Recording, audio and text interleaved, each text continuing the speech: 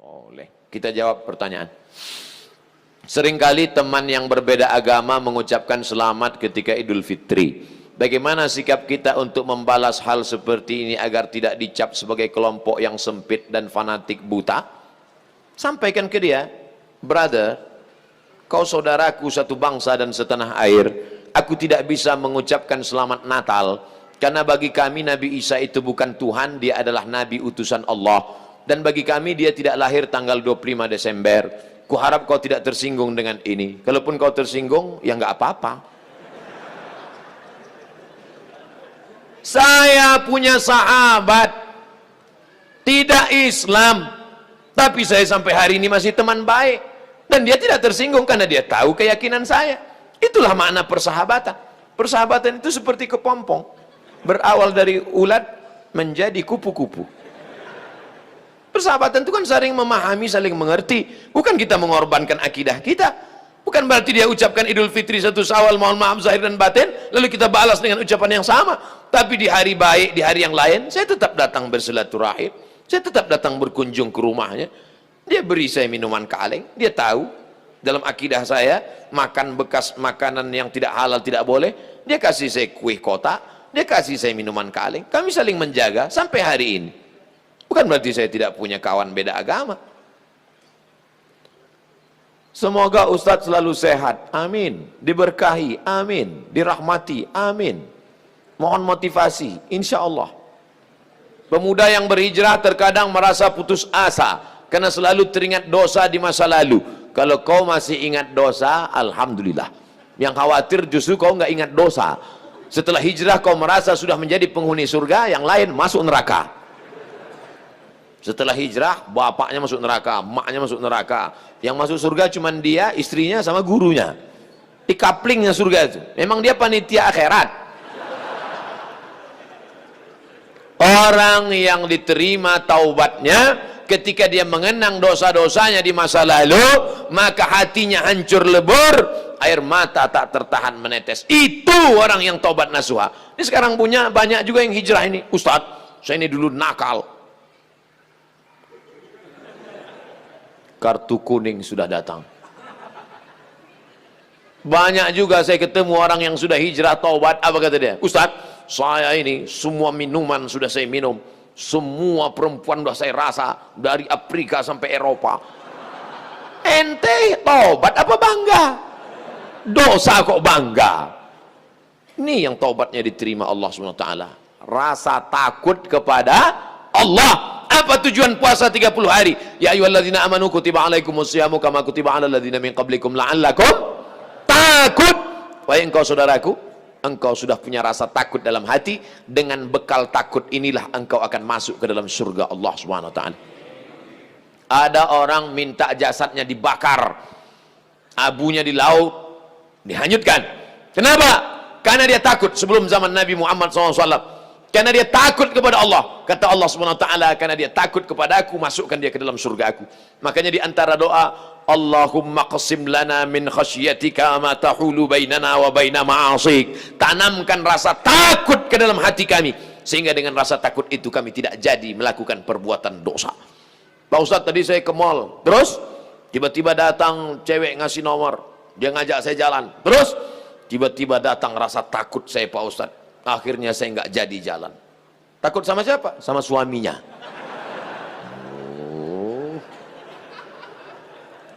Untuk masyarakat Indonesia yang beragam, bagaimana model bertetangga yang diajarkan Islam dalam menghadapi perbedaan keyakinan dan latar belakang etnis?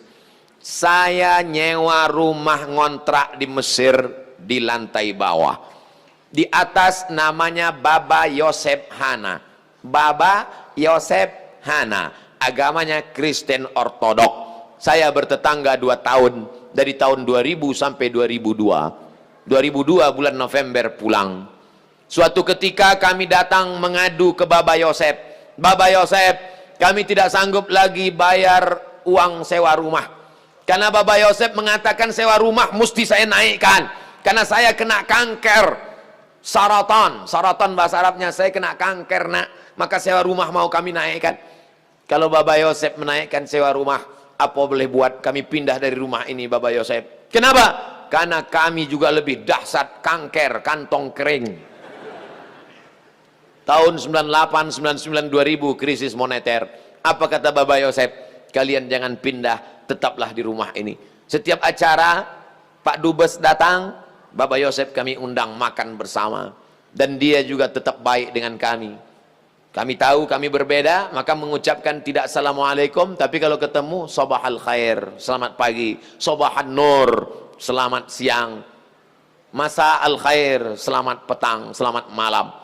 Kami saling menjaga. Apakah karena berbeda lalu kemudian kami berkumpul bersama? Ini tuan rumah beda agama, mari kita siapkan pisau dapur, kita bunuh dia malam-malam. Wala ana abidum ma'abattum wala antum abiduna ma'abud lakum dinukum waliyadin. Kami tetap bisa bekerja sama. Di Indonesia, tetangga dekat rumah saya non muslim, kami bertetangga, tidak pernah konflik sampai hari ini. Mereka saya khawatir yang ribut-ribut di internet ini yang nggak bertetangga malah ribut. Manusia gagal paham. Kalau ada orang gagal paham, kita kasih paham, insya Allah dia paham. Yang jadi masalah ini, ada orang-orang yang cari makannya dari gagal paham. Kalau nggak gagal paham, nggak makan. Bahaya ini manusia. Mesti dibina. Kalau tidak bisa dibina, dibinasakan.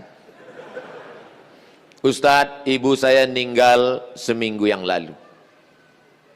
Ibu saya meninggal hari Jumat ini 11 Rajab setahun yang lalu. Sampai hari ini belum hilang sakitnya. Apalagi kalau seminggu yang lalu. Saya mohon doanya agar ibu saya ditempatkan di tempat terbaik di sisi Allah. Nanti di akhir majelis, bukan hanya ibu engkau saudaraku, ibu kita semua. Dulu, makin berjalan hari itu makin lama dia makin berkurang.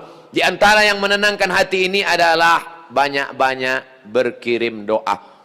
Habis setiap solat, Allahumma firlaha warhamha wa'afiha wa'afu anha. Kalau kau sanggup baca sekhatam Quran, bacakan sekhatam. Tak sanggup sekhatam, baca Yasin. Tak sanggup Yasin, baca Fatihah. Fatihah tak juga sanggup, parah kali. Habis itu pula kalau kau ada duit gaji sedekah, belikan beras 10 kilo, sarden, ikan, kumpul, masukkan ke kresek, serahkan ke anak yatim. Sebutkan, ni anak yatim tolong doakan almarhumah ibu saya. Di mana dulu tempat dia sholat, kau buka sajadah sholat kau di situ, menenangkan hati.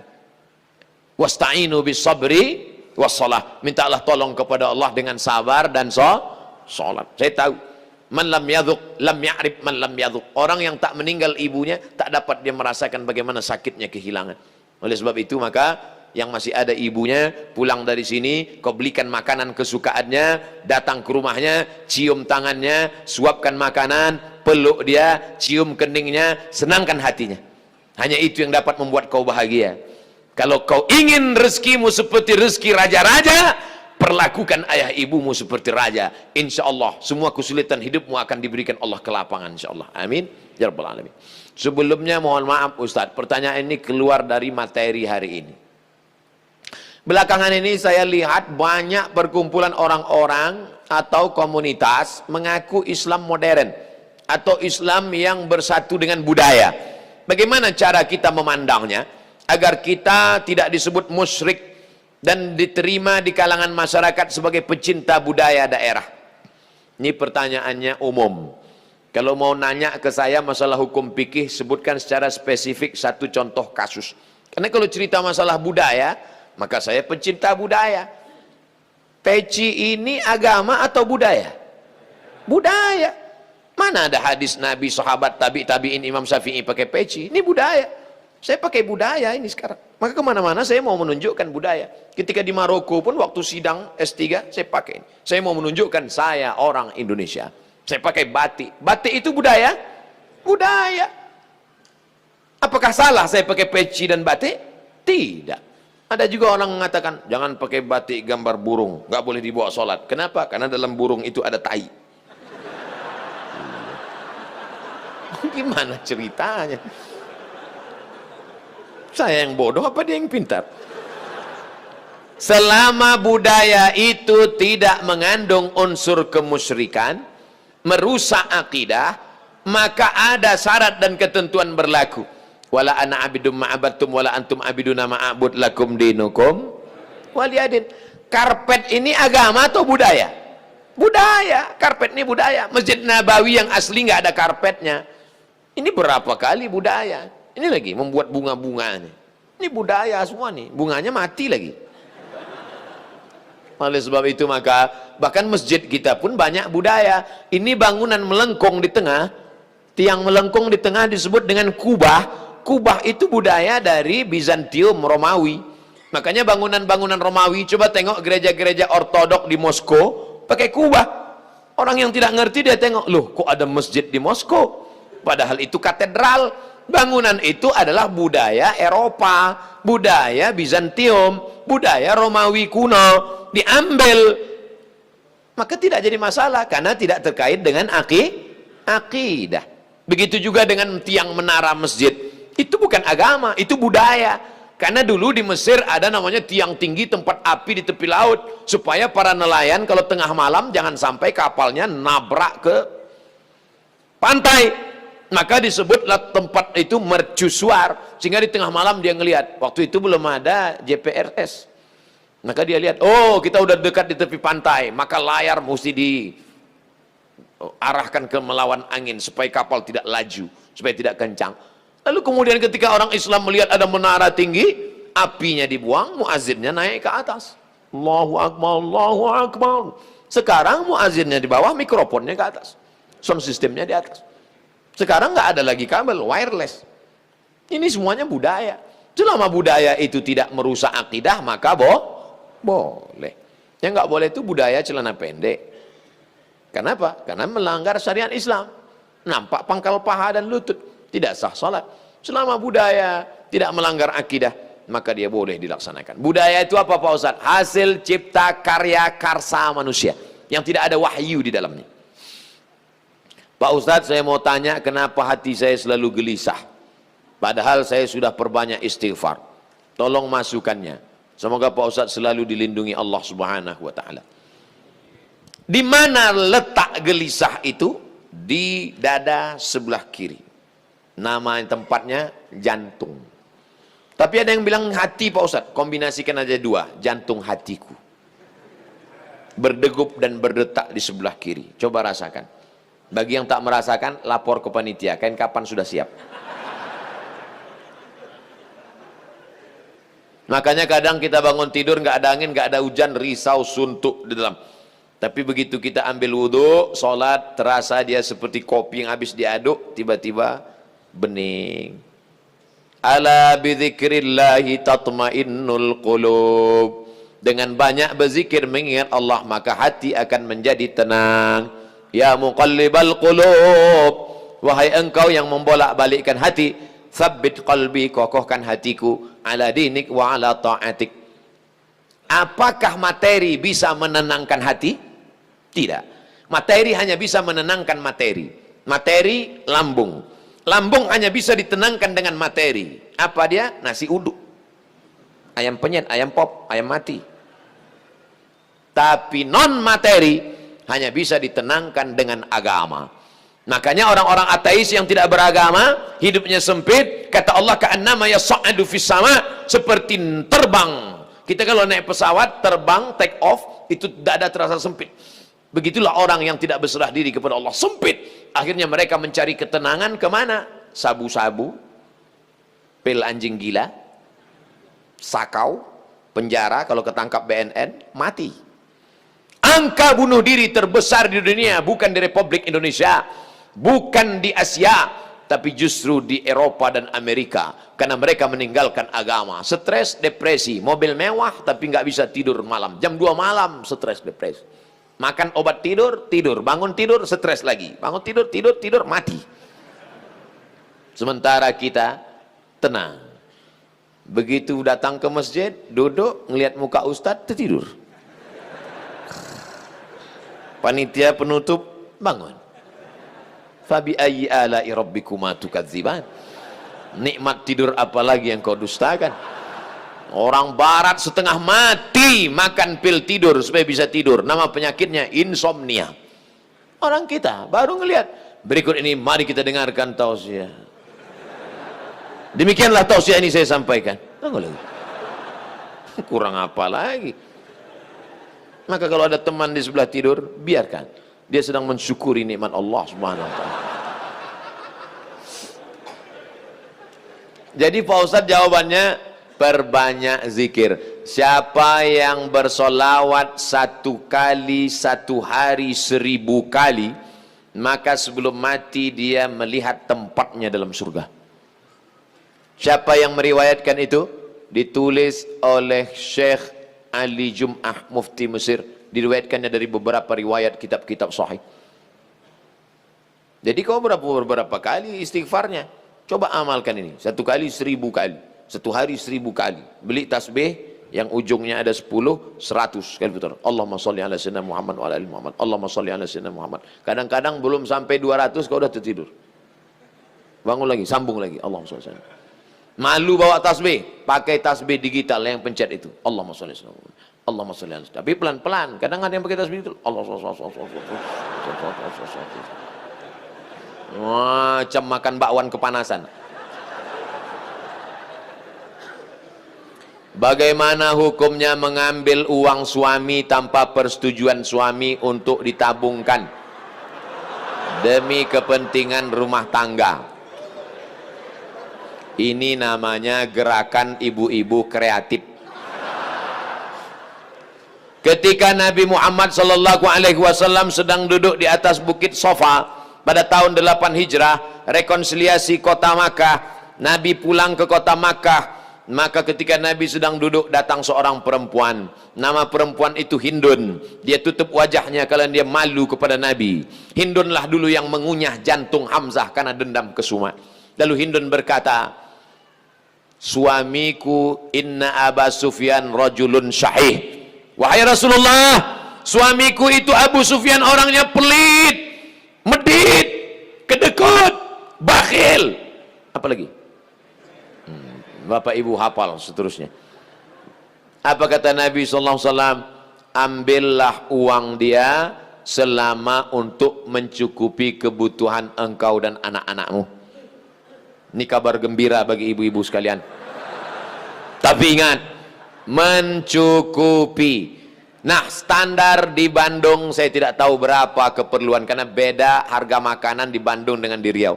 Kalau di Bandung ini standarnya 3 juta, tiba-tiba si bapak cuma ngasih 1 juta, ibu boleh ambil 2 juta lagi.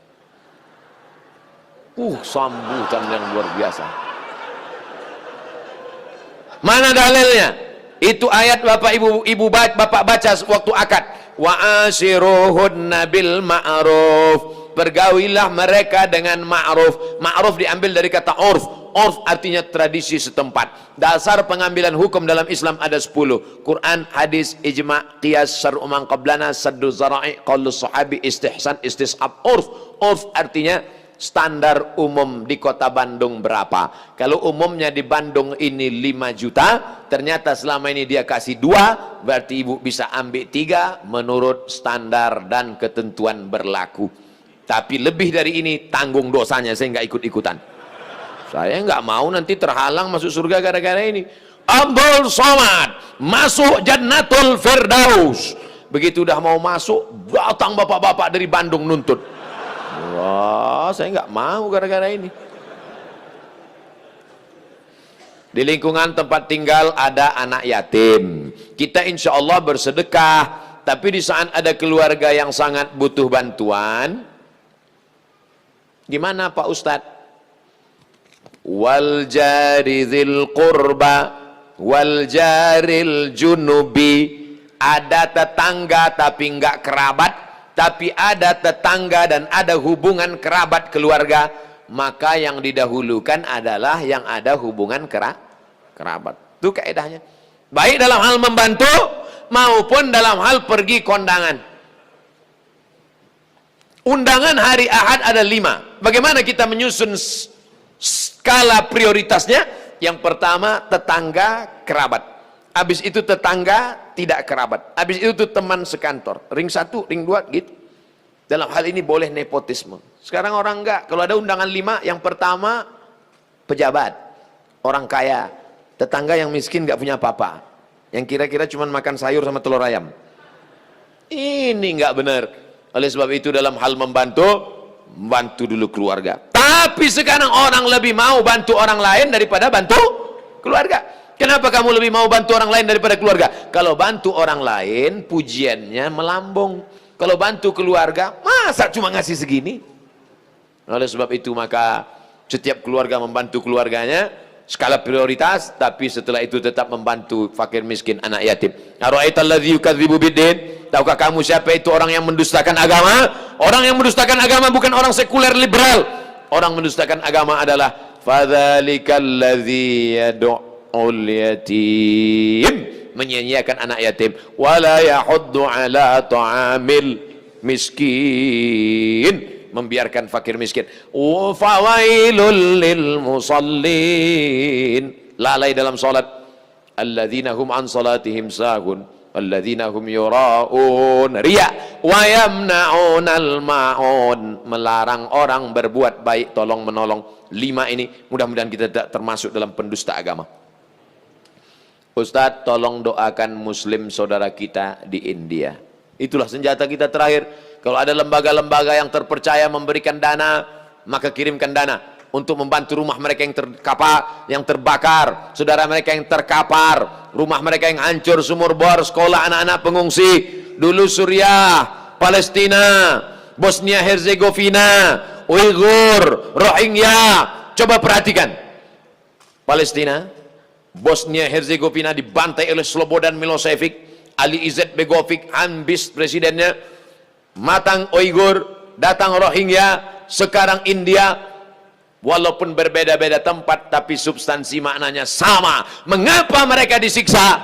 Pertama, karena mereka lahir dalam keadaan la ilaha illallah Muhammadur Rasulullah. Yang kedua, karena mereka minoritas. Gimana-mana kalau kita minoritas, habis kita dibantai. Tapi kalau kita mayoritas, maka kita selalu menjaga kedamaian, keselamatan.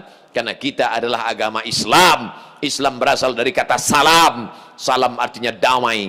Maka insya Allah, kalau kita menjadi mayoritas, maka saudara-saudara kita yang minoritas akan terjaga dalam kedamaian insya Allah. Amin ya rabbal alamin. Ala hazihi niyah, untuk niat yang baik. Al-Fatihah. A'udzubillahi minasyaitonir rajim. Bismillahirrahmanirrahim. Alhamdulillahi rabbil alamin. Ar-Rahmanir Rahim, Maliki yaumiddin. Iyyaka na'budu wa iyyaka nasta'in. Ihdinas siratal mustaqim. Siratal ladzina an'amta 'alaihim ghairil maghdubi 'alaihim waladdallin. Amin. Allahumma ansur ikhwanana al-mustad'afina fi Palestin. Tolong saudara kami sedang teraniaya di Palestina, di Rohingya, di Uighur, yang terakhir di India. Ya Allah, qawi imanahum, kuatkan iman mereka. Sahih ajsadahum, sehatkan badan mereka. Waj'alhum minal mujahidina fi sabilik, jadikan mereka orang-orang mujahid di jalanmu ya Allah. Waj'alhum minas syuhada al-maqbulin, jadikan mereka orang-orang yang mati syahid, diterima amalnya ya Allah. Allahumma dafa'an al-ghala wal waba wal fasha wal riba wal zina wal munkar. Selamatkan negeri kami dari segala malapetaka, bencana, riba, zina, narkoba, perbuatan keji dan munkar.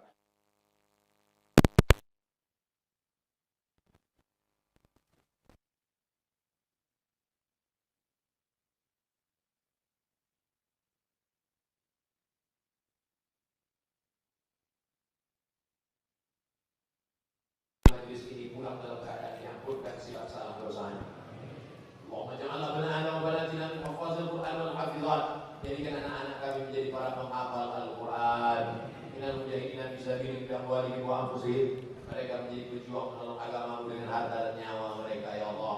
Allahumma ja'al akhir kalamina inda intihai ajalina. Jadikan akhir kalam kami ketika ajal kami tiba, saat malaikat maut mencabut nyawa. Ketika itu keluar dari mulut kami.